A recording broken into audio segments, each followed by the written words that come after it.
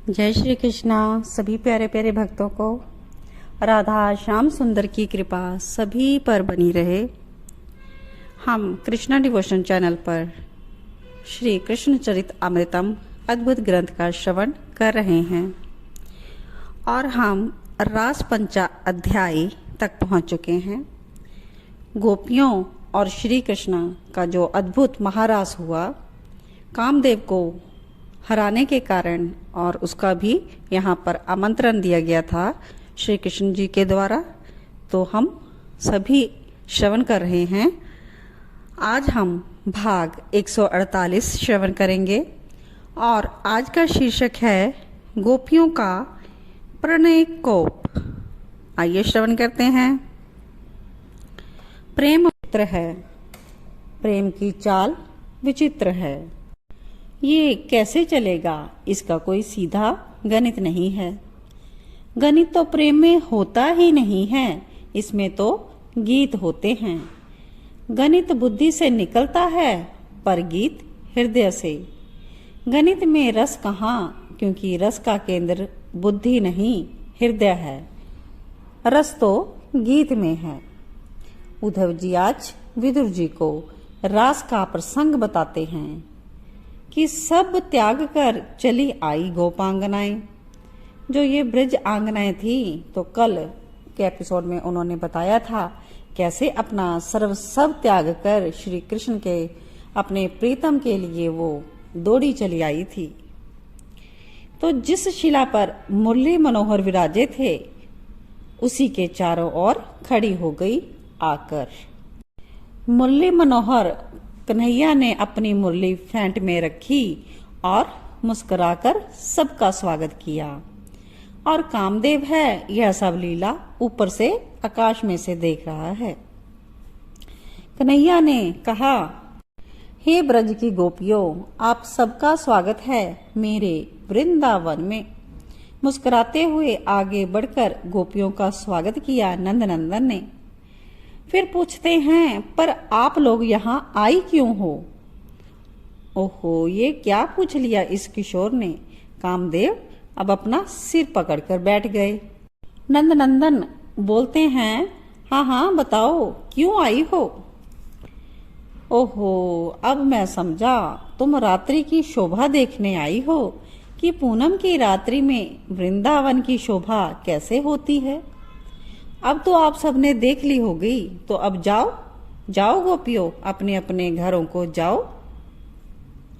कामदेव को लगा कि अगर मेरा शरीर होता तो मैं इसी शिला में अपना माथा पटक पटक कर मर जाता। ये किशोर विचित्र है। स्वयं ने बांसुरी बजाकर सबका गोपियों का नाम लिया, उनको बुलाया, और अब ये आ गई हैं तो क्या कह रहे हैं, क्यों आई हो? श्याम सुंदर अभी में बोले जा रहे थे, बताओ, हाँ हाँ बताओ, तुम लोगों के पति तुम्हारी बाट देख रहे होंगे। जाओ, पतियों को इस तरह छोड़कर मेरे पास आना अच्छा नहीं है, जाओ। और हाँ, क्या तुम्हें पता नहीं है कि पति ही ईश्वर होता है? पति की सेवा से बढ़कर इस जगत में कुछ नहीं है। हे गोपियों, पति है वृद्ध हो, जड़ हो, रोगी हो, धन से हीन हो, पर स्वर्ग जिसे चाहिए वो स्त्री पति की सेवा करे। जाओ, तुम लोग सेवा करो अपने पति की। नंदनंदन इतना कहकर चुप हो गए। गोपियों का मुख कमल जैसे था, पहले ऐसे खिला हुआ था, और अब ये सब सुनकर तुरंत मुरझा गया। नेत्रों से अश्रु बहने लगे। उन अश्रुओं के साथ काजल भी बह गया। उन गोपियों के गोरे कपोलों को काला बना रहा था ये कज्जल मिश्रित अश्रु। अश्रु तो निरंतर बहते ही जा रहे थे और कपोल वक्ष सब कुछ गीला कर दिया उन अश्रुओं ने। पर कुछ गोपियां अपने पैर के अंगूठे से धरती को कुरोदने लगी। तो नंदनंदन ने पूछा, ये क्या कर रही हो? तो गोपियां हिलकियों से रो पड़ी। उनका रुदन ब्रज के हृदय को भी पिघला देने वाला था। और वो कहती हैं, हे श्याम, वैदेही की तरह हम भी समाना चाहती हैं इस धरती में। ओहो, कैसा प्रणय था इनका। और उस प्रणय पर जब प्रिय के प्रति कोप जागृत हुआ तब तो प्रेम की विचित्र अवस्था हुई, वो अवर्णनीय थी। बस रसिक ही इसका अनुभव कर सकते हैं। गिर ही जाती ये गोपियां, मूर्छित हो जाती, संज्ञा शून्य तो हो ही रही थी। इनके आंखों के आगे अंधकार छाने लगा। कहती हैं, श्याम सुंदर, इतने निर्दयी मत बनो। ये चंद्रावली गोपी थी जो अपना प्रणय और कोप दोनों प्रकट कर रही थी अपने प्रियतम के आगे। ऐसे वचन तुमने कैसे कह दिए, चली जाओ। अरे, हमने तुम्हारे लिए संसार के सारे बंधनों को तोड़ दिया है, हम तोड़कर ही भागी हैं तुम्हारे पास, फिर कैसे कह रहे हो चली जाओ। अश्रु निरंतर बहते जा रहे हैं, हिलकियां चल रही हैं, वृंदावन का संपूर्ण वातावरण करुण हो चला है।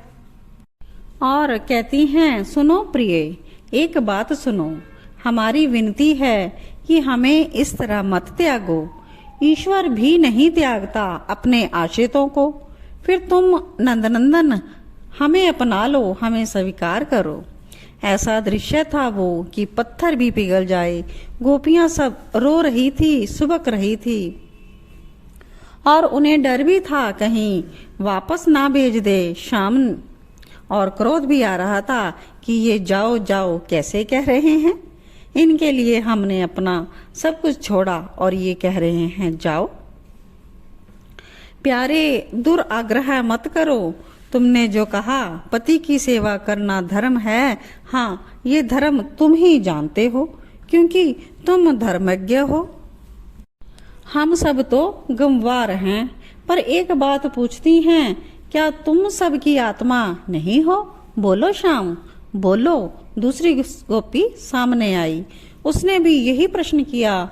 समस्त प्राणियों की आत्मा तुम हो और तुम्हारी सेवा ही सबसे बड़ा धर्म है, क्या नहीं है? आहा, कामदेव ने नभ से जब ये संवाद सुना तो वो नतमस्तक हो गया। परम पुरुष हैं ये, और ये सब गोपियां इन्हीं की आत्मा हैं, अपनी आत्मा के साथ रमन। कामदेव फिर सुनने लगा इन गोपियों की वो प्रेम और कोप से सनी मधुर वाणी। हे नंदनंदन, जो विवेकी हैं, जो विद्वान हैं, जो ज्ञानी हैं, वो ही तुमसे सदा प्रेम करते हैं। संसार के बंधन, पति पुत्र भाई, विपत्ति क्लेश संताप के सिवा ये देते ही क्या हैं? ये सच है और विवेकी लोग इस बात को समझते हैं। गोपियां भी बोलती जा रही हैं, अतः हे कमल लोचन, हम पर प्रसन्न होइए।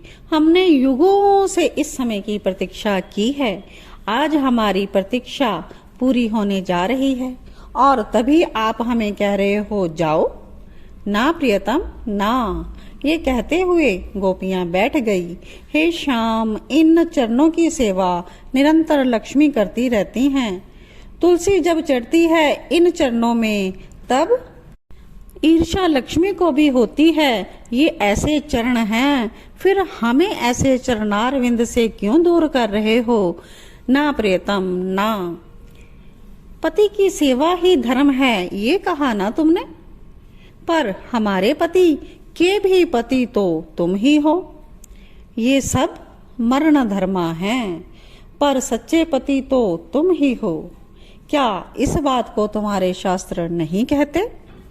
गोपियां बोलती जा रही हैं, तुमने हमें अपनी ओर खींचा, हम तो अबला हैं, हमारा क्या दोष? तुम मुस्कुराते, तुम हंसते, तुम हमें छेड़ते, तुम मीठे मीठे बोल बोलकर हमारे हृदय में प्रेम भर रहे थे।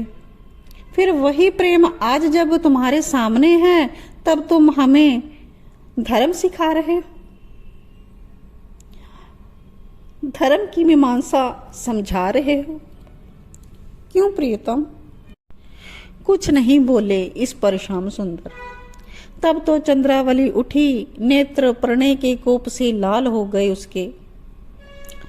तो चिल्लाई चंद्रावली, हम तो तुम्हें पाकर ही रहेंगी, हिम्मत हो तो रोक लो। कैसे भोले बनकर श्याम ने ही पूछा, कैसे? तो कहती हैं गोपियां, तुम्हें देखते ही देखते अभी हम अपने प्राण त्याग रही हैं। और तुम्हारे शास्त्र कहते हैं ना कि जिसका चिंतन करते हुए प्राण त्यागो तो वह तुम्हें अगले जन्म में मिलता है।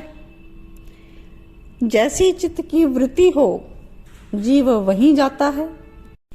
तो चंद्रावली और समस्त गोपियां जब सिर पटकने के लिए तैयार हुईं, तभी श्री राधा रानी आगे आ गई और बोली, नहीं श्याम सुंदर, ऐसा मत करो। प्रीत की मर्यादा सदा के लिए मिट जाएगी।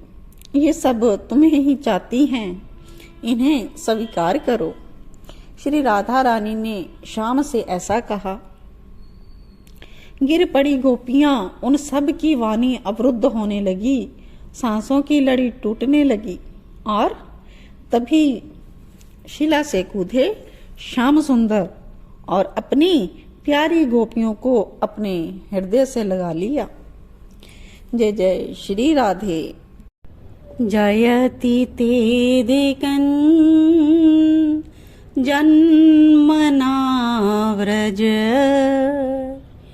श्रयत इंदिरा शश्वदत्र ही,